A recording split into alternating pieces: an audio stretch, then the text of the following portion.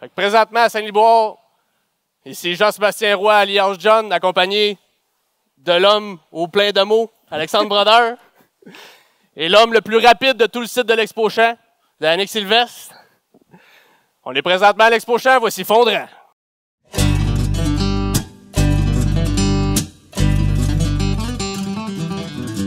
Fondrant remercie ses partenaires. Faneuf Équipement Agricole, c'est une grande famille comptant 8 succursales au Québec. Un partenaire engagé qui vous aidera peu importe l'âge ou la couleur de votre machine. Après tout, c'est votre croissance agricole qui compte. Les équipements Lapierre, c'est avant tout une riche expérience acquise depuis plus de 3 générations d'acériculteurs. Animés par une grande passion et un désir profond de faire évoluer l'industrie dans le plus grand respect de la nature. Construction des Landes, qui réalise des projets agricoles, commerciaux et résidentiels. Pour un projet clé en main, livré à la date demandée, ça vous prend Construction des Landes. Ainsi que la boutique Rollback, où vous trouverez les produits à l'effigie de Fondrant. Fondrant est disponible sur YouTube, Patreon et Spotify, pour l'écouter assis tranquillement dans ta voiture ou ton tracteur. Bonne écoute! Salut les gars! Salut. Salut! Comment ils vont? Ça va bien? Pas trop stressé? Un peu. Un peu, hein? Oh non, hein. C'est pas si pire. Pas super. Alors, mais on va se déjeuner, on va casser à la glace puis ça va y aller. On a des bons invités aujourd'hui, fait que ça va être le fun. Ça va bien aller. Fait que salut tout le monde. Bonjour à nos spectateurs, vraiment très apprécié que vous soyez là. Vous répondez à l'appel, c'est vraiment cool. Fait que merci d'être là. Puis en plus, ben on a une belle journée pour l'Expo Champ. Ah oui, il fait beau. Il fait beau. On en profite quand il fait beau à l'Expo Champ. Exact. Une belle température. Ouais. Pas trop chaud, pas trop frais. Ouais, exact. On est en coton ouaté ou en t-shirt. Je pense qu'il va avoir chaud en coton ouaté, mais on va le prendre pareil. Mais ouais, parce que dans le fond, on a été invités à venir faire un podcast live devant le public par les organisateurs de l'Expo Champ. Ariane, avec qui que je fais souvent affaire, dans le fond, on la salue. C'est grâce à elle qu'on est là aujourd'hui. Fait qu'on la remercie beaucoup. Pour les 25 ans, justement, de l'Expo Champ, 25 ans, ça va vite. Ouais. On était jeunes quand ça a commencé, on avait 3 ans, mais on vient depuis qu'on est tout jeune, tu sais. Fait que non, c'est bon de célébrer ça. Il y a eu des belles thématiques aussi. Je pense que la première journée, c'était à propos de les femmes en agriculture.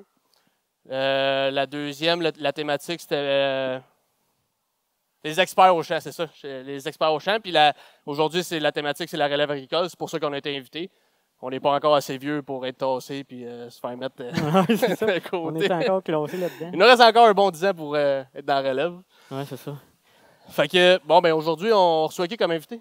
On va recevoir le DG de l'Expo Champ, David Messier. Puis après ça, on va recevoir Paul Caplette et Isabelle Fozzy qui vont venir nous jaser un peu. Ouais, ça va être super intéressant. Yes. J'ai hâte de recevoir. On va discuter. On a 2 heures, là. On va jaser en masse, là. Ouais, c'est ça. On a dit ça. On va manquer d'eau puis on va manquer de bière, d'après moi, c'est à la c'est ça. table. On va s'en refaire servir. Faire des Ouais, c'est réfils. ça. Ben, il va nous servir. Ouais, fait que, dans le fond, ben, comme d'habitude, Dan, on boit quoi? On va boire de la fondrant encore aujourd'hui. Ouais, hein? Ouais. Puis ceux qui sont sur place, on a une dégustation gratuite. Ben va vous servir ça. Ouais. Goûtez à notre bonne bière. La fondrant, commanditée par École des Cantons, brassée par 11 Comté. Très bonne, comme d'habitude. On rouvre ça. On ouvre ça. Oui, moi, Ah, déjà ouvert ouverte, vite d'avance. Santé tout le monde. Fait que c'est ça, les 25 ans, cette année, c'était quand même une belle édition. Hein? Ouais, mais moi, j'aurais pas fait ça de même ici. Pour vrai, j'aurais tout. Non, j'aurais pas fait ça de même. Non? Non. Puis mettons là, que tu avais le DG là, de l'Expo Champ en pleine face, là, c'est quoi tu dirais? David Messier, tout le monde!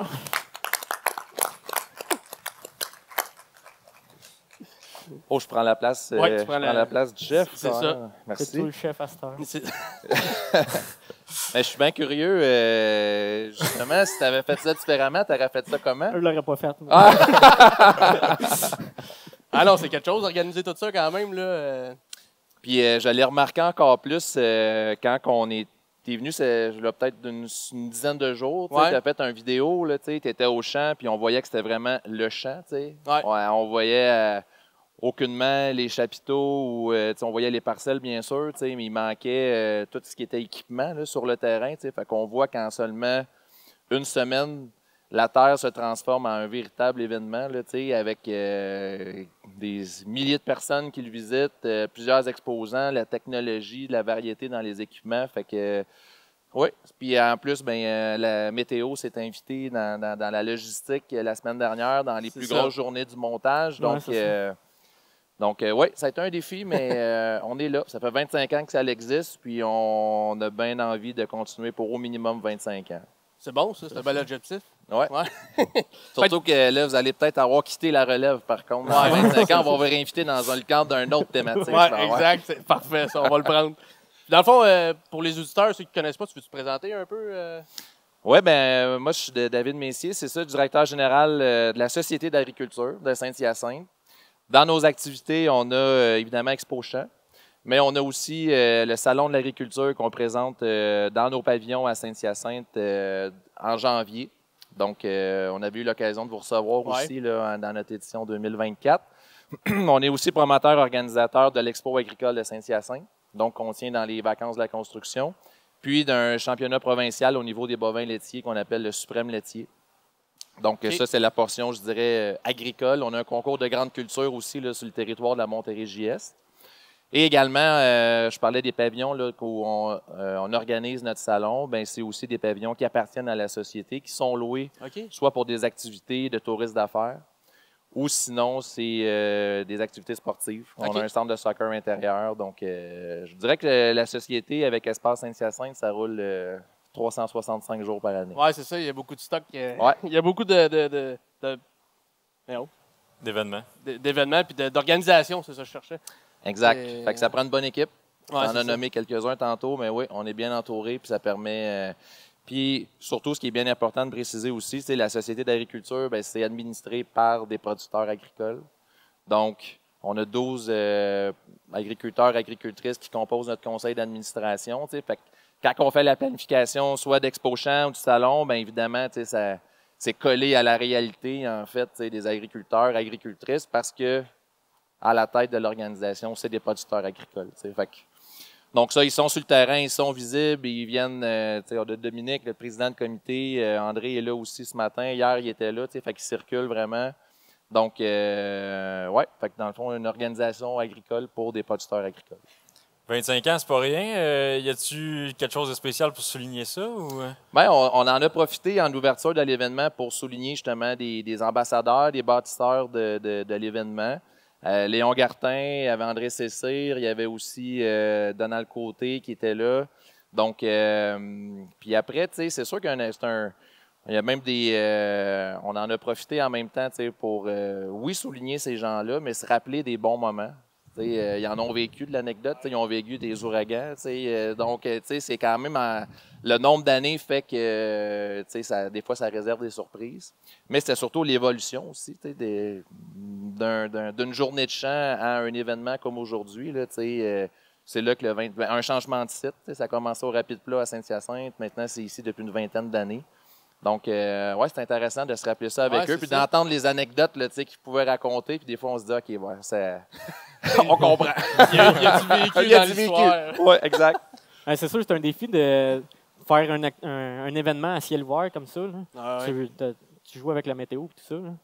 Puis, c'est une réalité que vous vivez au quotidien, vous autres aussi. Là, les changements climatiques, veut pas... on n'a pas eu de pluie ici pendant, je dirais, quasiment un mois de temps. Puis, on a eu l'équivalent de la pluie de l'été en 3 jours. Fait qu'après ça, Fait que ce que vous vivez au champ, mais on le vit un peu ici aussi, là, accentué par là, toute la grande machinerie qui est rentrée. Fait que ça a travaillé, ça a testé le terrain pas pire. Puis on se disait, bon, cette année, c'est l'année qui va faire beau. L'année dernière aussi, on avait eu une journée. On dirait que c'est toujours le mercredi en plus que ça donnait. Là, fait que, mais là, vous êtes là aujourd'hui, il fait super beau. Fait que l'année prochaine aussi, je pense qu'on va vous inviter 3 jours. C'est la température parfaite pour l'Expo Champs aujourd'hui. Là, on va manquer de préparation pendant on va être brûlé avant. En autant qu'on ne manque pas de la bière fondante, le reste, ça va être correct. C'est à toi, là. C'est la mienne, ça? Oui. J'ai-tu le droit de boire sa job? Ouais, juste être sûr, je veux pas... Je pense que c'est toi qui décides, hein? J'ai des patrons, mes administrateurs, il faut quand même qu'ils approuvent. C'est correct. Dominique a dit oui. OK, c'est bon, parfait. Merci, Dominique. Tu nous as parlé un peu, la Société de l'agriculture, c'est quoi son rôle? La Société d'agriculture, ça existe depuis près de 200 ans. On a célébré cette année, en fait, l'Expo agricole, c'est la 187e édition. Donc, depuis 1837, la société est au service des agriculteurs, justement. T'sais. Évidemment, ça a beaucoup changé avec le temps, les besoins, la réalité, ça évolue. Donc, c'est certain qu'en ce moment, c'est beaucoup rattaché à l'aspect événementiel. On crée le rendez-vous. Quand on est à l'expo agricole, ben là, c'est le rendez-vous du producteur avec le grand public. Le lien, avant, on avait quelqu'un, un membre de la famille ou un ami proche qui était en agriculture. Aujourd'hui, la réalité est différente. Fait un événement comme l'expo est important pour garder le lien. On reçoit des gens de Montréal, on reçoit des gens très urbains. Puis, la vache est juste là, puis le producteur est juste laissé à côté. Fait qu'il peut très bien témoigner de sa réalité, comment ça se passe. Là, c'est une Jersey à côté d'une Holstein. La différence d'une Holstein rouge, une Holstein noire. Il y a tout un. Fait que ça, de ce côté-là, puis on a recentralisé beaucoup d'activités agricoles. On veut que ça soit ludique, on veut que ça soit éducatif. On est dans une période de vacances, il faut que les enfants s'amusent, mais d'un autre côté, on est là pour leur faire aimer ou apprécier l'agriculture aussi. Puis qu'ils aient le goût après, non seulement de s'y intéresser, mais à la maison, ben est-ce qu'ils vont, je sais pas moi, faire pousser un peu de légumes ou c'est le lien, en fait. Ça, c'est la portion vraiment grand public de l'expo. Puis après, ben, c'est vraiment au niveau service avec le rendez-vous. Comme là, ben, on attire un producteur agricole, il y a une entreprise qui est là pour proposer ses équipements ou ses services. Puis ça, c'est une chose. Puis là, maintenant, ben, on veut continuer à développer davantage l'impact, que les gens fassent le lien. OK, ben, la société, elle m'a apporté ça. Puis là, on met un plan là, pour continuer, en fait, de dire, bon, ben oui, on a un impact depuis 187 ans. Maintenant, c'est quoi le prochain? Oui, c'est ça. C'est de continuer tout le temps à ce que ça soit collé là, aussi, que vous y voyez une valeur ajoutée. Puis je dis vous parce que vous êtes des producteurs agricoles, puis futurs membres de Rouville en plus, là, de ce que j'ai su à travers les branches. Là, mais, Dominique travaille fort. Il travaille fort, ouais, c'est oui. ça. Fait que, puis qu'après ça, ben, que vous voyez ce que la société d'agriculture fait, puis vous ayez le goût de vous impliquer. Puis là, ben, la roue tourne, puis c'est ça. Fait qu'on sait là c'est vers là qu'on s'en va. Une organisation importante pour promouvoir l'agriculture, puis connecter le monde. Puis, Oui. Puis, tu sais, Saint-Hyacinthe, c'est la technopole agroalimentaire. C'est la seule au Québec aussi. Fait que, évidemment, le lien, le fit est parfait. Là, donc, fait agri-agro, comment on peut vraiment être là, c'est ce qu'on on a refait notre planification stratégique. Fait qu'on est là-dedans. Là. Super. Puis, nous autres, à Fondran, on aime ça avoir des scoops de temps en temps. Le futur pour l'Expo Champ, on s'en va où?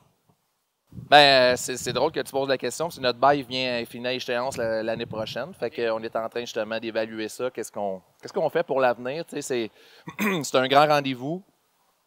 On voit que le besoin est là. On voit que.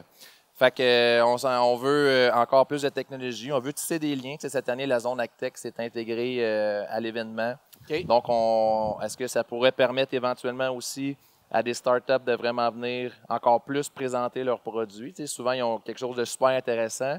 L'opportunité maintenant de le démontrer, bien, Expo Champ pourrait être une plateforme parfaite pour ça. On parle de démonstration aussi, mais là, on en a 3 cette année. On aimerait ça en avoir plus. La relève est importante.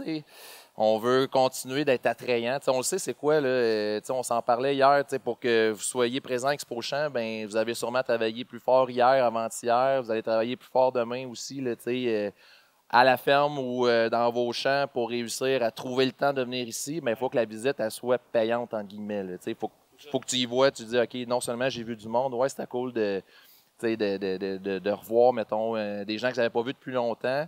Mais après ça, quand je reviens dans ma production, j'ai acquis quelque chose à Expo Champ. Là, au salon, puis le salon l'hiver, c'est le même objectif. Ah, c'est bon. Fait que là, tu ferais-tu ça différemment? Ben, je vais le laisser. Je pense qu'il est à la bonne place. On a un comité consultatif. Fait que si jamais tu as du temps, des fois en tracteur, là, ça nous aide à réfléchir. Là, fait que ça peut. Sait-on jamais. On va penser à ça. Pense à ça. Ouais. Super. Merci beaucoup, David. Hey, merci les gars. Merci de l'invitation. Yes. Merci à tout le monde d'être là, à tous les exposants aussi. C'est vraiment apprécié. Fait il nous reste une bonne après-midi là, pour compléter la 25e édition. Fait que, on a hâte de vous revoir l'année prochaine. Super. Ça prend les exposants pour faire l'Expo Champ. À plein ça. Ça prend des visiteurs après. Ouais. Exact. Merci. Merci. Je peux partir avec? Ben oui. Parfait. Donc là, c'était intéressant. Ouais. C'est quand même c'est toute une job, l'organisation de ça, pareil. Puis, tu sais, il s'occupe de l'expo agricole à Saint-Hyacinthe, qui est v'là, pas tant long que ça. Puis, il faut tout de suite qu'il prépare l'expo champ. C'est quand même c'est une grosse job là, pour les organisateurs de ça. Il n'est pas tout seul, puis il a dit qu'il y avait de l'aide. Puis, ça prend une équipe. Ça l'apprend. Oui, vraiment. Ah, puis juste le site ici, là, il l'a dit un peu, là, c'est 3 jours dans l'année, mais il y a de la préparation en arrière de ça. Puis c'est ce qu'on ne voit pas tout le temps, mais c'est un méchant beau site. Tout que de l'ouvrage. Ouais. Donc, on est prêt à accueillir nos 2 invités pour le restant de l'épisode. T'es prête, Dan? Je pense que oui. Fait que, on va accueillir Paul Caplette et Isabelle Fozzi.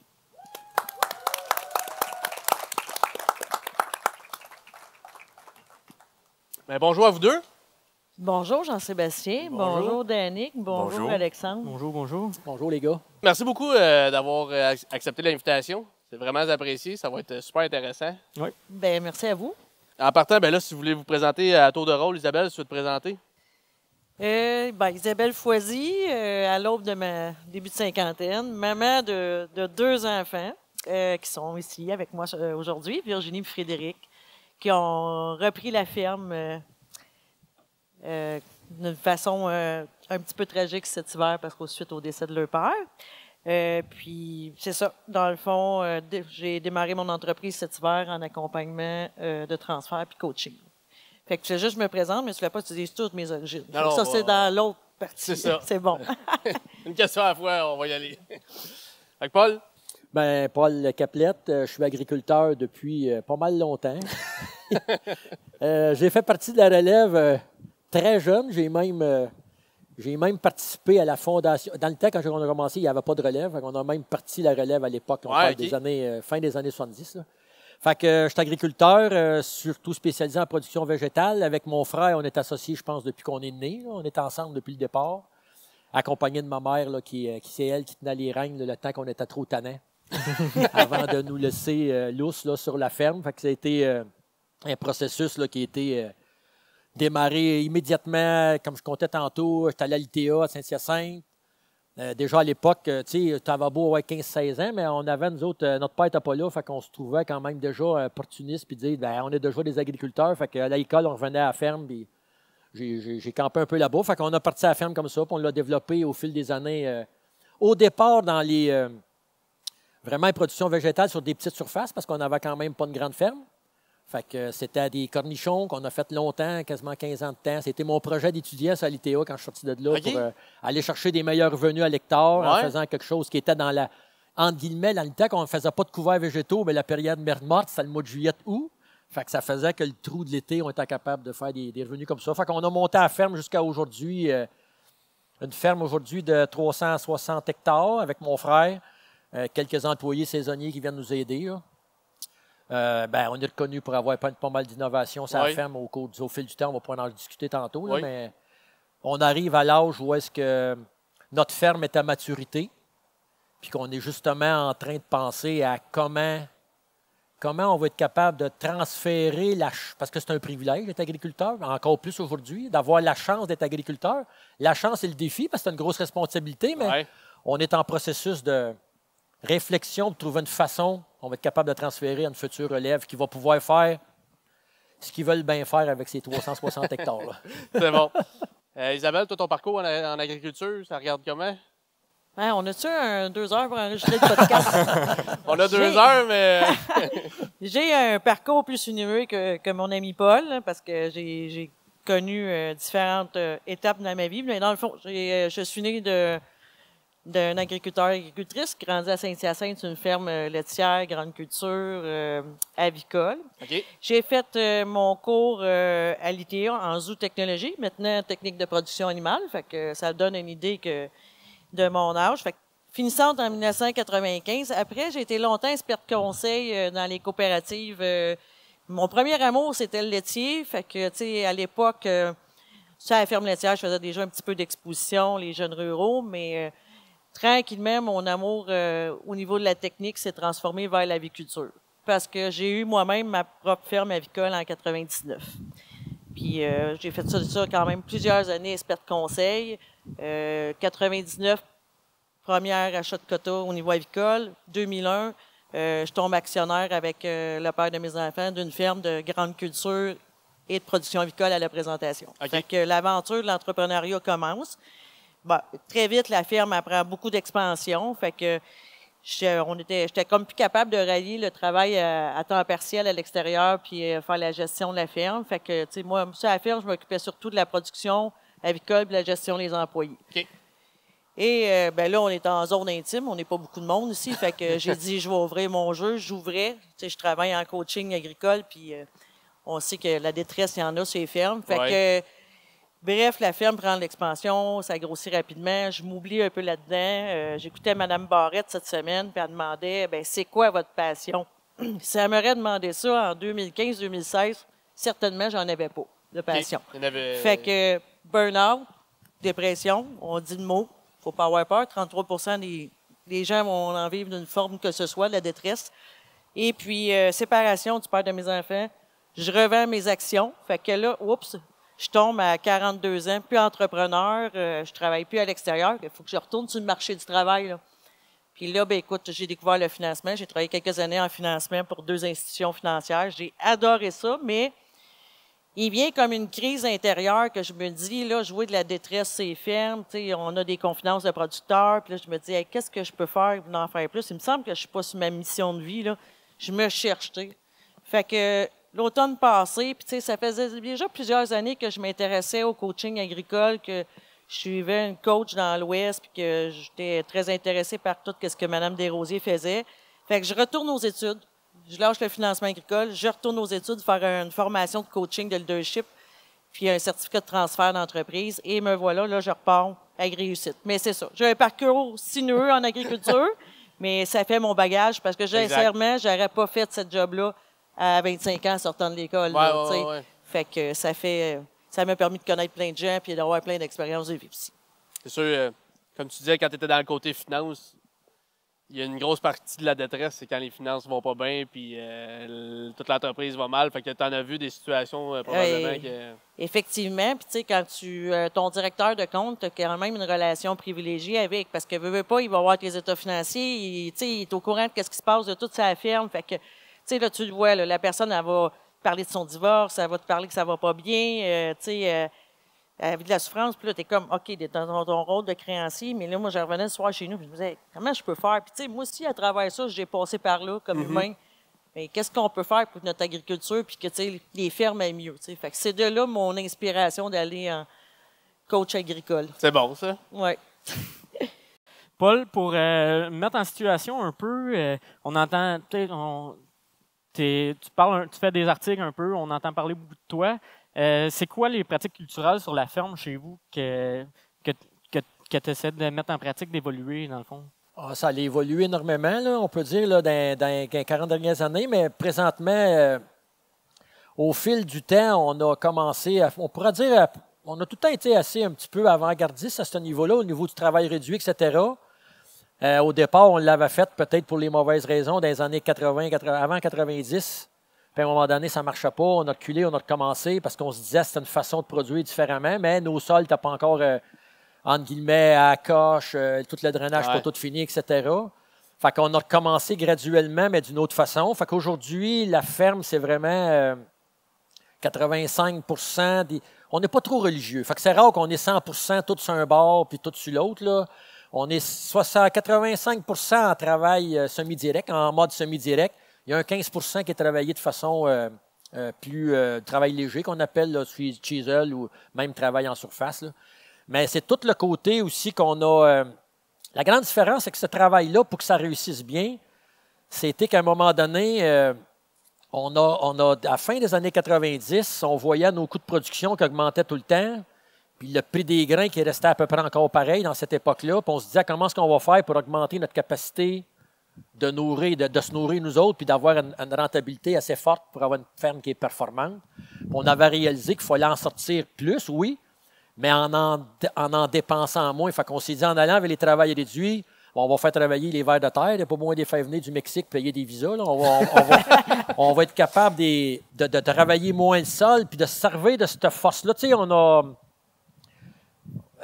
ce qui nous a emmené là aussi, il faut dire qu'au départ, quand on a commencé avec notre mère, on avait vraiment une petite ferme avec un hangar de 40 par 80 avec une grange à défaire puis pas d'autre chose. Un tracteur au gaz, 65 HP, pas de câble. Yes. Fait que quand j'étais allé à l'ITA, moi, c'était ça mon beat. Puis là, je jasais avec mes chums qui avaient une batteuse John Day puis un 44-40 John Day du temps. Puis, nous autres, on partait là. Fait qu'en partant, on a eu un départ où est-ce qu'on a dû aller chercher toutes les ressources qu'on avait, autant de compétences humaines que ce qu'on pouvait faire avec notre ferme, avec le minimum. Fait que ça allait un peu guider tout le cheminement de la ferme, tout le temps y aller avec ma fameuse Gertrude et mes équipements qu'on utilise longtemps, c'est de se dire, bien, on va agir différemment. Au lieu de semer tout du maïs en 2 semaines parce que ça presse pour avoir un semoir de 16 raies, on va avoir plusieurs cultures. Fait que ces cultures-là vont s'intercaler. Tu sais, comme le blé d'automne, maintenant, on a 30 ça se sème la semaine prochaine. Ouais. Fait que c'est un kit avec un tracteur de 155 HP, rendu printemps prochain, mais il me reste juste 66 à semer. En faisant différentes cultures, bien, ça nous fait toutes des fenêtres qu'on peut juger spécifiques à chacune des cultures, puis que ça fait durer l'utilisation du même équipement. Fait que ce qui fait que le système aujourd'hui, bien, c'est 8 cultures, c'est le rôle qu'on est capable avec les cultures de couverture, aller chercher des retours d'azote pour mettre moins d'azote minéral parce que ça coûte moins cher, ça nous emmène à une certaine rentabilité.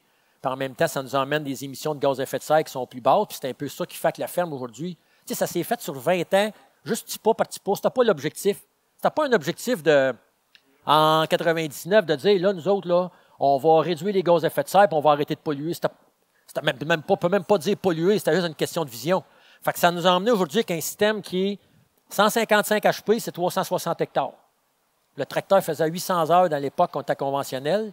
Il en fait 250 pour lui a donné des jobs de plus. Ouais. Vous voyez un peu le setup que ça nous a emmené. Le hic, c'est que faire un système comme ça nous oblige à être dans le champ beaucoup plus toute la saison. Fait que souvent, je vais me faire dire, bien, même ma blonde va me le dire, vous êtes tout le temps dans le champ. C'est ma job. Tout à l'heure, elle parlait de ses ambitions, ses goûts, comment est-ce qu'elle se voyait dans le futur, mais on est des gars de champ. Fait que je suis posé d'être dans le champ l'été. Je ne suis pas supposé de faire ça en Winnebago. J'aimerais ça avoir une semaine, une fois de temps en temps, plus souvent, là, mais fait que c'est un peu dans en général, grossièrement, c'est un peu le genre de pratique qu'on fait pour utiliser au maximum tout ce qu'on a comme machine en même temps, qu'est-ce qui se passe entre nos deux oreilles. Oui, c'est ça. Ben, c'est sûr, ça peut être tentant des fois aussi, là, au mois de juillet, quand il ne se passe pas grand-chose, partir en vacances, puis pas 2 semaines. À comparer, mettons, du monde qui ont la position animale, ben, tu as tout le temps les 2 mains dedans, tu n'as pas le choix d'être à la ferme, mais en grande culture, des fois, tu te dis, bon, ben, qu'il arrive n'importe quoi, qu'il mouille pas, qu'il mouille, j'ai pas de pouvoir là-dessus, fait que, on se revoit à l'automne. Ben, c'était une opportunité qu'on avait à l'époque, qu'on avait moins de culture, puis des fois, on se dit, t'as bien le temps. On avait un trou, là. On était capable de faire ça, mais le fait de faire ces nouvelles techniques-là nous emmène à être plus... Puis je pense que ça va, avec le temps, plus que les frais reliés au pétrole vont être importants, plus ces façons d'aménager-là vont devenir de plus en plus, mettons, là, présentement, on défriche, on dit que ça va bien, mais ça va devenir un incontournable dans le futur avec les changements climatiques, avec la pression sur le coût des pétroles. Fait que les inputs au niveau de la ferme, il va falloir être obligé de les produire avec nos semis de couverts végétaux, avec nos rotations, puis les séquences de culture. C'est de même qu'on voit ça beaucoup, le côté agriculture là, du futur, c'est vraiment... va falloir tout le temps tenir compte de la ressource parce qu'elle va devenir de plus en plus dispendieuse, de plus en plus rare, puis même des fois, à la limite, dans le cas des pesticides, des fois, on a besoin, on n'arrête pas de le dire, mais c'est souvent contesté. Ouais. Fait qu'on ne sait pas comment de temps qu'on va être capable encore de... Fait qu'on se dit, bien, aussi bien agir en bon père de famille maintenant, mieux les gérer, mieux les contrôler, meilleure qualité de l'eau, tout ce qui tourne autour de la biodiversité, pour être capable d'avoir une ferme, qu'on dit tout le temps, nous autres, dans le futur, pour nos futurs relèves, bien, une ferme qui est équilibrée au niveau environnemental, qui est capable de produire, puis qui n'est pas un caillou, là, qui n'est pas en dégradation de sol, qui est en sol qui sont performants, matière organique, etc., pour avoir une bonne capacité de produire. C'est l'objectif ultime. Là. C'est d'être proactif puis d'assurer une pérennité pour tes sols. Puis, Parce que je pense qu'en 2000, depuis plus que 10 ans, mais aujourd'hui, on ne peut plus dire ce qu'on faisait dans les années 2000, c'était correct. C'était pas que c'était pas nécessairement correct, mais aujourd'hui, on voit l'environnement d'une autre façon. Les défis des changements climatiques sont là, on les ressent déjà. Quand on parle, regarde, tantôt il parlait, là, il a tout eu l'appui de 2 mois en l'espace de 3 jours exprès pour son événement. Quand c'est ta culture qui est dans le champ, tu es dans le jello, ça ne marche plus. C'est ça, il faut que ton sol soit capable d'absorber au moins une partie de ça. C'est exceptionnel des pluies de même, mais quand même, il faut qu'il soit prêt à absorber une partie de ça. En tout cas, le plus possible. On ne pourra pas tout régler, mais au moins, ça va nous donner plus de résilience pour passer au travail, pour ne pas être pogné tout le temps à l'assurance récolte. C'est pas le but, là. Non, c'est jamais payé à aller chercher de l'assurance récolte. Non, c'est ça. C'est quoi tu as parlé de 8 cultures? C'est quoi tes 8 cultures? Rapidement, blé d'hiver sur une grande surface, blé de printemps, haricots secs, pois de conserverie, canola, les traditionnels, maïs, soya. Puis avec nos bandes fleuries, on dépasse le 8. Là. On a des bandes de tournesol pour les pollinisateurs, des bandes de vestes velues qu'on va récolter. Ça, c'est toutes d'autres petites semences, mais on a 8 cultures majeures. Quand même. Tu as été récipiendaire d'un prix en 2022, le prix Dave Reed. Oui. Tu peux-tu nous expliquer un peu c'est quoi ce prix-là, puis qu'est-ce qui... Ah, ça, ils m'ont déculotté. C'est un prix au niveau canadien. À peu près 1500 inscrits au travers du Canada. Puis nous autres, on était honorés de gagner ce prix-là en 2022. Par rapport à toute notre approche là, au niveau des gestions des bandes d'ivraine, nos efforts pour les pollinisateurs.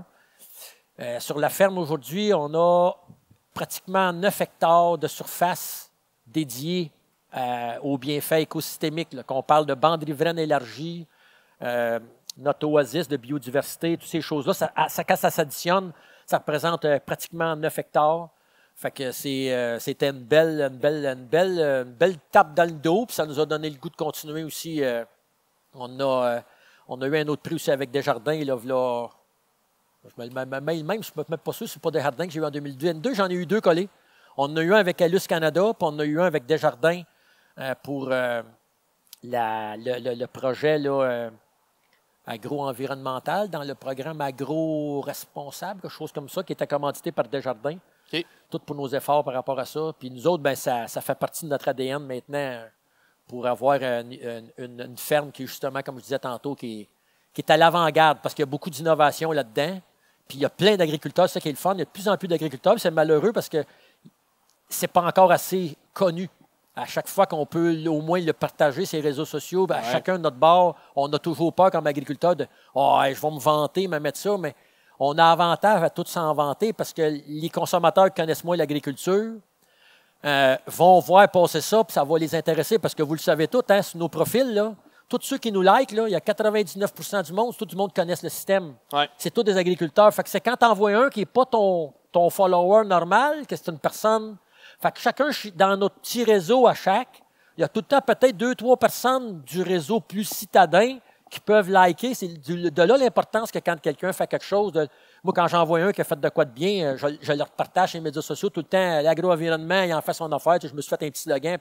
Il s'en est occupé, il en prend charge pour montrer aux gens qu'on n'est pas... on n'a pas les 2 yeux fermés en train de tout bouleverser ou tout détruire autour de nous autres. Dans le fond, on s'en occupe de notre nature autour de nos campagnes. Là. Je pense que c'est les agriculteurs qui sont là, puis les campagnes sont belles. Là. Le gagne-pain, il est là. Si on serait juste là à scraper les terres, on serait plus rentable. Moi, je trouve que c'est extrêmement important de valoriser ça, puis de vulgariser ça, puis d'en être fier, de ne pas être gêné de le dire. Parce que c'est quand quelqu'un m'accroche à quelque part, ben, toi, qu'est-ce que tu as fait? Qu'est-ce que tu as fait dans les dernières années? Des fois, la réponse, ça fait cric, cric, cric. Il n'y a rien qui revient. Mais ça lui fait comprendre un peu les efforts qu'on a à faire sur une ferme aujourd'hui pour être capable de se nourrir, d'avoir une ferme qui a de capacité de nourrir les citoyens. Puis en même temps, on est rendu qu'on s'occupe de nourrir les abeilles, puis les poissons, puis tout ce qui tourne autour. Fait que, notre éventail de gardiens de zoo, là, il est rendu large. C'est assez large. C'est bien dit, ça. Isabelle, on va rentrer dans le vif du sujet. Agri-réussite, c'est quoi son rôle? Qu'est-ce que ça fait, ça, à l'année longue? En le fond, Agri-réussite, c'est de l'accompagnement en transfert d'entreprise volet humain. Fait que, dans le fond, j'accompagne autant la relève que le cédant d'établir les discussions pour le transfert, de faire un plan de transfert dans une ligne, un échéancier, une ligne de temps donnée. Puis c'est aussi la consultation des fois avec les enfants du cédant qui ne sont pas sur la ferme pour essayer de voir une sorte d'équité. Des fois, on ne peut pas être égal envers nos enfants, mais de bâtir une forme d'équité. Puis évaluer aussi la relève si elle est apte à prendre la relève, tu sais. Oui, OK. Fait que c'est tout un défi, tu sais. Une agriculture, c'est une passion, c'est un mode de vie. Fait que bien s'assurer que notre relève est prête. Fait qu'en gros, c'est beaucoup de l'accompagnement du transfert. Et aussi, il y a le côté coaching de leadership qui se veut plus des fois dans des situations ponctuelles, que ça essaye gérer son stress, ses émotions, résoudre des conflits entre actionnaires ou avec des employés sur la ferme, accroître sa confiance en soi, être capable de parler avec plus de diplomatie et de tact. Parce qu'on sait qu'on est tous bons pour communiquer, les agriculteurs. Sincèrement. Chaque fois qu'il y a un problème, là, on va se voir, on communique. C'est souvent rendu triste quand que tu dis, tu sais, les gens, ils se croisent sur une ferme, puis on prend notre famille pour acquis, puis ben écoute, va donc mettre le tracteur pour le chisel ou va déplacer à 56 parce qu'elle va veiller, tu sais. Le bonjour, comment ça va, faire attention à l'autre. Bon matin. Ça se fait pas. Ben, pratiquement pas, en tout cas. Fait que, tu sais, il y a toute une culture à intégrer ces fermes pour garder cette harmonie-là. Fait que, c'est ça, le coaching, c'est vraiment plus des situations ponctuelles de crise ou, tu sais, de processus de changement que j'accompagne la personne à faire évoluer. Parce que, dans le fond, toutes les personnes, ils ont les réponses en dedans d'eux. C'est juste de, par des questions, un cheminement, ben l'amener à réfléchir à ses propres solutions. Parce que souvent aussi, quand on est dans un problème, ben on a le nez du larmes, on voit plus la forêt, on voit pas les possibilités, on voit juste notre situation.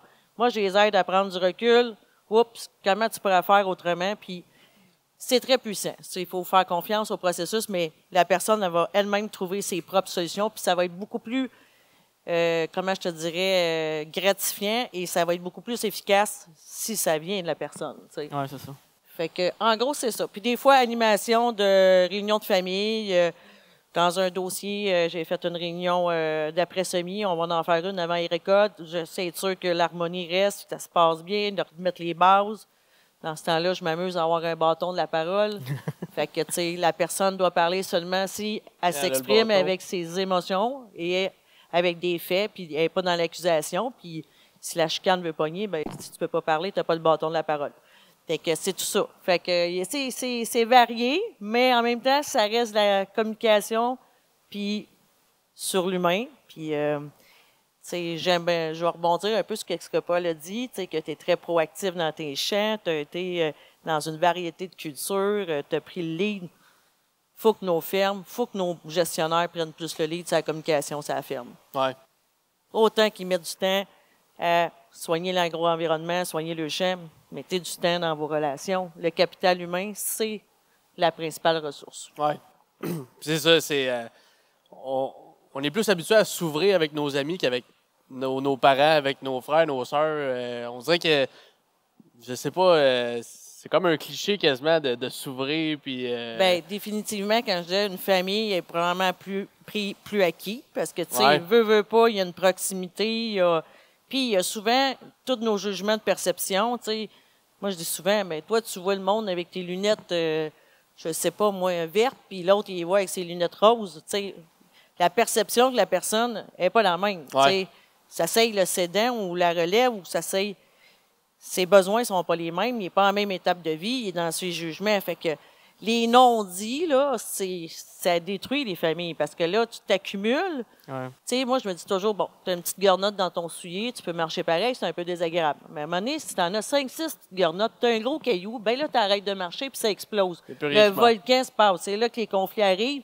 Puis là, ben, nous autres, comme conseillers puis intervenants, si vous nous appelez puis il y a le volcan a fait éruption, là, on n'est pas capable de ramener la situation. Hein, fait il faut prévenir. Puis il faut instaurer des bonnes habitudes de communication. T'sais. Fait que c'est ça. Je dis souvent les gens, j'aime faire la comparaison, vu que je viens du domaine financier. Les gens, une fois par année, vont voir le comptable, font les états financiers, dressent le portrait de la ferme au niveau des dépenses, les bilans, comment il est resté d'argent. Mais pourquoi pas une fois par année dresser des états de la communication sur l'entreprise? Comment ça se passe avec les membres de ma famille? Comment ça se passe avec mes employés? Je suis capable d'y retenir. Je suis heureux de voir mon frère à l'étable ou bien j'ai juste envie de me sauver en courant dans le champ, tu sais. Fait que je pense qu'une fois par année, se prendre le temps de se statuer puis de mettre des bonnes procédures en place pour maintenir cette harmonie-là. Parce que c'est le plus gros des enjeux. J'aime bien répéter cette statistique-là. Tu sais, on dit 85% des fermes ne verront pas la 3e génération, mais sur le 85%, 95% du 85%, c'est lié à des enjeux humains, des conflits, des tensions, puis les fermes ont éclaté. Puis, 95% du 85%, ouais, c'est énorme. Ils font que les fermes ne passeront pas la 3e génération, c'est des enjeux de conflit et des enjeux de tabarouette. Puis c'est quoi tu parles d'enjeux, c'est quoi les principaux enjeux qu'on voit dans un transfert de ferme? Il y a beaucoup l'enjeu de la communication. Il y a l'enjeu que, à la base, la relève doit bien se connaître, établir, encore là, je vais faire une petite comparaison. On aime ça en coaching, faire des comparaisons. La relève, moi, je lui conseille toutes de faire un bilan personnel. C'est quoi tes points forts? C'est quoi tes faiblesses à travailler? Puis qu'est-ce que tu vas faire comme plan de développement pour aller améliorer ces faiblesses-là ou aller chercher des personnes clés qui vont combler ces lacunes-là? Fait que ça, c'est une chose pour avoir une bonne relève, puis bien se connaître. Le Sénat, lui, de son côté, il faut bien qu'il se connaisse. J'en parlais avec Paul tantôt, il commence à penser éventuellement à son transfert. Bien, tu sais, c'est quoi, moi, mes passions? C'est quoi mes hobbies? Parce que cette étape de vie-là, elle va me faire changer. Je ne serai plus actif autant qu'avant. Je ne travaillerai plus 80 heures semaine sur mon entreprise. C'est quoi qui va occuper mon temps? Tu sais, fait que commencer à se préparer. Puis, tu sais, un bon transfert d'entreprise, là, c'est de 5 ans à 7 ans. D'un, il y a toute cette réflexion-là qui doit s'amorcer. Et ensuite, bien, comme vous le savez, il y a tout ce qui est professionnel, fiscaliste, comptable, c'est très long. Mais si vous n'avez pas amorcé cette réflexion-là, puis vous ne savez pas comment faire votre transfert, bien, vous allez arriver chez le comptable, chez le fiscaliste, puis il va dire, bien, retourne faire tes devoirs, moi, je peux te suggérer des stratégies fiscales. Mais c'est pas moi qui va te dire comment séparer la firme avec tes enfants, comment faire le processus au niveau du transfert des connaissances, transfert des pouvoirs, puis le transfert des actifs. Fait que, tu sais, puis souvent, le cédant, il a besoin d'accompagnement parce que c'est beaucoup son identité, la ferme. Ouais, c'est toute sa vie, tu sais. J'ai toujours fait ça. Il l'a vu grandir, c'est sa passion. Fait que, tu sais, il va avoir besoin des fois comment je te dirais, d'un petit peu d'aide, de direction pour se dire, OK, c'est quoi je me refais comme vie AB, puis c'est quoi je retrouve, puis comment aussi je fais pour pas prendre le contrôle de la ferme, faire de la place à ma relève, là. Parce que, tu sais, ça, excusez le terme anglais, là, l'anglicisme, c'est un deal breaker, là. Le jeune qui est sur la ferme puis qui n'a pas de plan de transfert, le père a cédé 20 des actions, mais, tu sais, on est rendu 20 ans plus tard puis il y a encore 20 des actions. Tu sais, fait que, à un moment donné, le jeune va se décourager, il va partir de la ferme, puis le papa ou la maman va se ramasser avec son entreprise. Fait que, tu sais, bâtir un plan de transfert, le réaliser, le respecter, ben, tu sais, c'est ça. J'amène tout ça dans ces discussions-là. Puis après ça, ben, une harmonie de communication, mettre en place des bonnes habitudes de communication. C'est une réunion une fois par mois où qu'on ose dire les choses de la bonne façon, mais qu'on commence pas à accumuler des fausses perceptions puis commencer ben, à se dire, ben, tu sais, je sais pas, moi, hey, ma belle-sœur, est-tu fatigante, elle fait jamais rien, j'ai avoué tout le temps chez eux, elle fait son gazon, il a donné à la ferme. Tu sais, définissez vos attentes, dites-les poliment, puis maintenez ce climat-là de communication en ayant un respect. Oui, le respect à la base. Oui, puis être capable après ça de se retrouver à Noël puis de manger une dinde en famille. Parce que c'est un peu décevant de voir qu'il y a tellement de tensions puis de chicanes que les familles éclatent. Puis, bon, les parents qui me disent, ben moi, je vois plus mes petits-enfants. La chicane est pognée. Fait que... C'est triste, ça. Tu voulais pas choquer pour un détail, puis finalement, mais l'accumulation fait que ça explose. Puis question de perception aussi, tu sais. Oui, c'est ça. Ouais. Puis, mais tout le monde est différent. Là. Tu parlais de lunettes vertes, lunettes roses. Là. Tout le monde voit les affaires de façon différente. Là. Son bassin d'éducation qu'on ne connaît pas. On ne sait pas qu'est-ce qu'il vit. Tu sais, à un moment donné, je coachais une relève, puis elle me dit, tu sais, moi, mon père, la relation s'est brisée. Ça fait 5 ans qu'on travaille ensemble sur la ferme. Elle dit, j'ai dit pas bonjour. Elle dit, j'ai même pas le goût de le voir dans les célébrations de famille et ces choses-là. Puis là, on a creusé, on est revenu dans le passé, comment ça s'avait installé, cette habitude-là, puis comment qu'elle abordait son père. Parce que le seul acteur de changement, c'est nous-mêmes. Hein. On ne peut pas faire changer l'autre. On peut juste se changer nous-mêmes. Fait que, tu sais, j'ai dit à la jeune relève, j'ai dit, comment que tu pourrais faire pour essayer de revoir ça autrement? Puis, c'est niaiseux, le bonjour, comment ça va? Ben, elle a commencé à dire, puis là, ça a donné de l'ouverture à son père Oups, il y a un sourire qui est revenu. Oups, après ça, il y a un souper de famille à y été, puis c'était plus agréable. Fait que, tu sais, des petites choses qu'il faut initier pour garder ce climat-là vivant, tu sais. Il met de l'engrais, ben il met pas d'engrais. Tu améliores tes champs, tu leur donnes de l'amour, ben il faut mettre de l'amour dans nos communications. Ça, c'est primordial. Le capital humain est très important. Oui. Fait que comme Isabelle l'a dit, la communication est très importante. Comment tu fais avec ton frère pour porter la même couleur de lunettes? Justement, on n'a pas même Avec non, c'est ça? C'est bon. Non, on est vraiment différents. On se complète, dans le fond. OK. On est, tu sais, il y en a, on dit feu pilot, là. Pas parce qu'on chicane, mais exemple, quand j'étais plus jeune, moi, j'étais pas bon de la gang par rapport aux équipements. Mon frère a toujours été plus rapide là-dessus. Fait que c'est sûr que mon frère, dans le temps que mon père, le bout qui était là, même si on était quand même jeune, on avait des jobs à faire. Mon frère, c'était tout le temps le prioritaire pour aller sur la nouvelle, entre guillemets, machine. OK, ouais. Moi, mon père m'envoyait avec ma mère. Fait que m'envoyait traire les vaches. Fait que, puis après, quand mon père n'était plus là, ben, à un moment donné, ben, c'est continué. Ça, mon frère est devenu comme le père. Fait que les nouvelles jobs, les grosses machines, le semoir, puis tout, mais Paul, lui, faisait le vibro puis les petites patentes alentour. Mais c'est ça qui a fait qu'à un moment donné, ben moi, j'ai pogné ce qui restait. Là. Je me suis lancé dans les chiffres, dans les coûts de production, puis ces patentes-là. C'est ça qui a fait qu'à un moment donné, lui, il a gardé le volet beaucoup, tout ce qui est fonctionnel, réparation aux champs, les machines, les bâtiments, etc. Je participe, mais moi, j'ai comme pogné un peu le volet... tout le volet administratif, les coûts de production, ces choses-là. Puis après ça, ben, ça a tout le temps été un peu comme ça. Fait qu'on a suivi des formations, les mêmes formations en mécanique. Puis lui, il est fort dans la moitié du cours d'un bord, puis moi, je suis fort dans l'autre moitié. Fait qu'à un moment donné, mais là, Pierre, fais ça, moi, je vais faire l'autre bout. Ça va finir que le morceau va se nez, mais qu'on finisse la job dans une semaine. C'est un peu de même. Fait que on est vraiment... Puis humainement, on n'a pas non plus le même... Là, on le voit, là, on le sait. Là. À un moment donné, on peut t'appeler Isabelle aussi, là, mais on n'est pas rendu à la même place dans notre vie de dire, là, je suis prête à lever un pied, le pied un peu, je suis prête à laisser de la place, je suis prête à...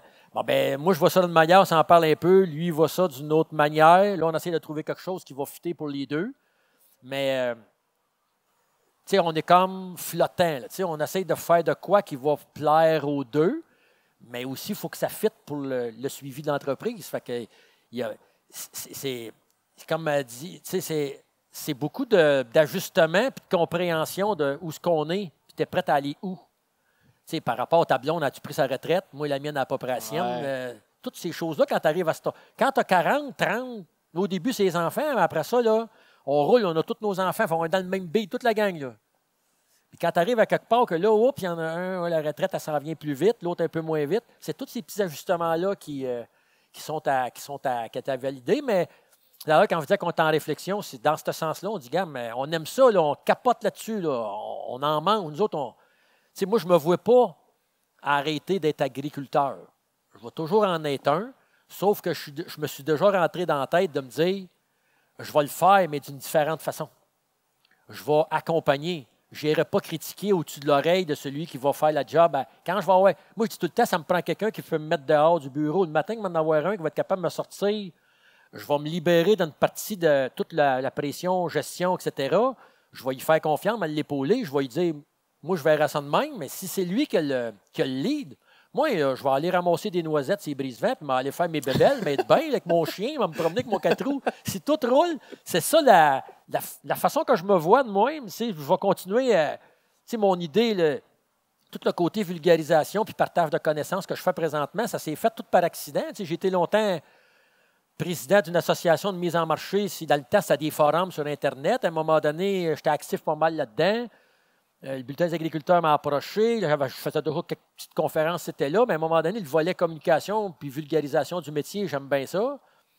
Un petit peu d'enseignement au travers de ça. Fait que moi, je me vois là. J'ai autant d'activités, je pense, quand je vais arrêter de passer le vibro puis pulvériser mes champs, de prévus qui vont toucher l'agriculture, que ce que je fais présentement. Fait que quelque part, je me dis tranquillement, pas vite. Puis je ne suis pas prête. Ça fait 5 ans que je dis qu'il me reste 15. C'est bon. Encore. Là, c'est qu'on a des petits-enfants, on dit hey, on va t'en faire encore plus pour espérer. Mais tu sais, je peux pas. Tout à l'heure, qui en a parlé, mais Il faut que tu aimes ça. Fait que j'ai peut-être pas eu le temps tant que ça avec mes jeunes quand j'étais endetté à côté, puis que j'avais des fonds de roulement à faire à tous les mois pour passer ma marge de crédit parce que je mettais à côté aux gosses, comme tous les jeunes qui commencent. Même à l'époque, si c'était moins cher, il y a eu des refinancements, il y a eu des réajustements. Puis à un moment donné, j'étais allé au crédit, je le savais, là, quand j'étais le gars financier, j'avais un bon monsieur, puis tout, mais j'avais parlé à mon représentant, puis il n'avait pas 3 chances, là. Il n'avait pas 3 balles. La marge de crédit là, était à côté, mais toute cette pression-là qu'on prend quand on est jeune, bien, la famille en souffre un peu à côté. Tes enfants, tu t'en occupes, mais tu es à moitié mort, tu t'endors pendant que tu joues au tracteur avec. Fait que là, je me disais, quand je vais être grand-père, bien, je vais m'occuper de mes petits-enfants. Je le fais, mais il faut que je me force. Fait que je me dis, gars, je l'ai dit, mais là, il faut que je le fasse, c'est important. Fait que, tu sais, l'histoire du petit vidéo des vers de tête, tu sais, j'ai même pas eu le temps de faire ça avec mes enfants dans le temps. Fait que je l'ai fait avec mon petit-fils, tu sais. Fait que, il y a un transfert. Puis ça, je dis, quand les jeunes viennent chez nous, les jeunes de l'ITEA, ces affaires-là, c'est tout le temps, choisissez dans quoi vous allez vous embarquer. Puis soyez bien à l'aise, puis essayez, tu sais, aujourd'hui, je pense que les jeunes, vous avez plus de conscience par rapport à l'effort que vos conjointes vont avoir à prendre ou que vos enfants vont subir quand la pression financière et la pression de réussite est tellement haute que tu es dédié à ça. Tu te lèves le matin, tu penses à ça, puis tu t'en vas 3 jours en vacances avec une journée ou 2 de zoo. Pendant que tu es au zoo, tu es en train de penser à la roseuse qui s'en vient, puis l'autre. Tout ça, on l'a vécu. Fait qu'aujourd'hui, je me dis, ma relève dans le futur, j'aimerais trouver une façon qui au moins passe un peu à côté de ça. Que je sois capable assez des épauler pour qu'ils soient capables d'avoir une vie peut-être plus sociale que ce que j'ai réussi à faire, sociale ou même familiale, ce que j'ai réussi à faire. Fait que c'est un constat qu'on a. Là. Nous autres, on avait des croûtes à manger, on avait des défis personnels, moi et mon frère, à réussir. Le nombre de fois qu'on s'est fait dire qu'on ne fera pas long. Une madame en 76, là, les agricultrices, ça n'existait pas avec 2 jeunes de 13-14 ans. Avec une terre, tu peux savoir qu'il y avait bien du monde qui était prêt à nous acheter, pas nécessairement nous aider. Fait qu'on a tout eu aujourd'hui, je le réalise, mais un genre de ressenti d'imposteur. On a tout le temps voulu démontrer qu'on serait capable et qu'on va réussir. Ça, c'est tout le temps resté. Quand je suis allé pour m'inscrire à mon ITEA, mon orienteur, j'avais des bonnes notes, parce que je me forçais pour avoir des bonnes notes pour rentrer à l'ITEA. Il exigeait chimie, physique, avec des bonnes notes, parce que dans ce temps-là, il n'y avait pas beaucoup d'écoles d'agriculture. Il y en avait 300 inscrits, il en prenait 100. Mais tu dis ça à ton orienteur, puis ton orienteur, il dit, ouais, mais avec les notes que tu as, tu pourrais espérer aller dans tel domaine, il te pitch ça, tu sais. Ah non, moi, j'aime ça, faire ça, tu sais.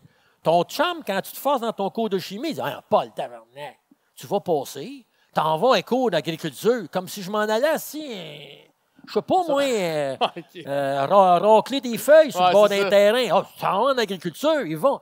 Mais tu sais, c'est pas méchant, mais quand tu es jeune, puis tu choisis ça, puis tu te promènes, là, tu le dis pas que tu t'en vas en agriculture quand tu vas creuser au bord sur le coup, là, en partant. Tu dis pas que je suis infirmière, tu t'arranges pas que ça paraisse trop en partant, tu sais, pour trouver quelqu'un, parce que à l'époque, peut-être même encore aujourd'hui, là, je suis rendu à l'âge que je m'en aperçois plus, je suis rendu trop vieux, je suis intéressant, mais tu sais, le côté, là, la vision que les gens ont de ton métier, fait que ça, c'est tout le temps resté. Puis j'étais tout le temps à mon frère, tu sais, regarde, un coup, j'avais 12 enfants, il y en avait j'en ai un dans ma gang qui était un peu... Ben, mon gars était pas mal, bien en viro. Puis à un moment donné, j'avais dit, regarde, Fred, on s'est fait brasser les agriculteurs dans les années 2000, fin 90, début 2000, là, on était à des pas bons, puis les gars, ça a commencé par la crise du porc, après ça, les pesticides dans l'eau, etc.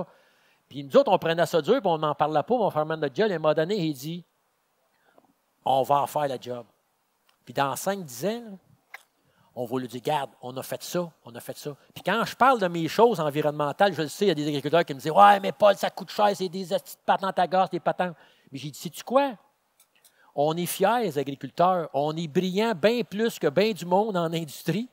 C'est juste parce qu'on est trop gêné de le dire. Il dit, moi, j'ai dit, je vais le faire. Puis quand je vais l'avoir fait, tu peux-tu savoir quand le gars de l'Agriculture Canada m'a dit qu'on réduisait nos gaz à effet de serre 32 %, qu'on avait réduit telle affaire, notre matière organique, on captait, etc. Je me promenais sur les médias sociaux, puis à tout coup qu'il y avait quelqu'un qui parlait des gaz à effet de serre, je disais, nous autres, on l'a réussi. Ça n'a pas coûté une scène, il est fait sur mon bras. J'ai réduit 32 %. Ça dit au ministre de l'Agriculture, ça va peut-être nous donner un petit coup de pouce. Vous voulez donner ça pour l'industrie pour 2030? Nous autres, on est déjà en avant de ce que vous espérez. Puis on l'a fait, Puis sais-tu quoi? Je suis juste un farmer, un pas dedans, tu sais, un gars pas bon, là, qui est à l'école. Non, mais ça, ce sentiment-là, il a fait que dans notre processus d'apprentissage, on est allé des fois bien plus loin que ce qu'on était même capable de faire. Moi, j'ai un défaut, des fois, je vais trop loin, trop vite. J'ai chanceux. Tout à l'heure, je t'ai dit qu'on t'a feu pilot. Mais mon frère, lui, il a ce don-là, des fois, de me remettre à ma place. Il dit, Paul, là, on va trop par là. Là, des fois, OK, mais je t'ai dessus. Fait que je vais arrêter. On va consolider les affaires, on va se rajuster. Puis après ça, on va revenir sur la même track. Mais c'est un peu ça. Mais c'est tout ce vécu-là que je suis capable aujourd'hui de réaliser. Mais à l'époque, je n'étais pas capable de le nommer ou le sentir. Puis ça, je l'ai appris pour une entrevue X, là, j'ai perdu les pédales, puis je me suis mis à broyer comme un veau avec un autre. Puis là, j'avais tout sorti mes trips à la table. Puis après ça, je me suis dit, c'est bol, j'avais à me broyer de ma vie, moi. Ça vient de où, ça, cette petite patente-là? Puis je me suis mis à gratter tranquillement, à me questionner, à regarder pourquoi je suis là, pourquoi j'ai fait ça, c'est quoi? C'est-tu vraiment les bonnes raisons? Enfin, je me suis un peu recentré dans... Puis je le sais que j'ai ce défi-là, mais en même temps, j'ai la passion qui est collée dessus. Fait que, ça m'a guidé. Puis ça guide le profil de ferme qu'on a aujourd'hui. C'est une ferme qu'on se plante et on n'est pas gêné. T'sais, on fait des parcelles, on manque notre coup. Nos terres sont toutes au bord du chemin. Si on se plante, on le sait. Puis mes chums me le disent. Ça fait là, ça, il nous manque pas. Toute la rancée. Mais tu sais, c'est trippant être agriculteur. C'est un beau défi. Puis les gens, les agriculteurs, ils ont de la passion. C'est pour ça, des fois aussi, qu'on déborde. Puis qu'on a besoin de se faire coacher, de se faire réaligner. Parce qu'à un moment donné, on est tellement rentré dans le collimateur là, qu'il n'y a rien qui va nous arrêter. Puis là, on va écraser quelques petites crottes un peu ici et là. On va froisser des gens, on va frustrer nos enfants ou des affaires de même. Parce que là c'est juste, ça devient comme une vision tunnel. Tu es plugué sur la ferme, là, puis tu dis, hey, c'est pas vrai que ma va canner, puis qu'un tel, il va avoir ma terre. Ça, je te garantis que quand tu as cette image-là dans la tête, le lendemain matin, là, tu n'as pas besoin d'avoir le cadran pour te réveiller. Ah non, ça. Salut. C'est un bon truc, Ne manquez pas la suite lors du prochain épisode. On se retrouve dans 2 semaines pour la finale de l'Expo Champ. Bonne récolte!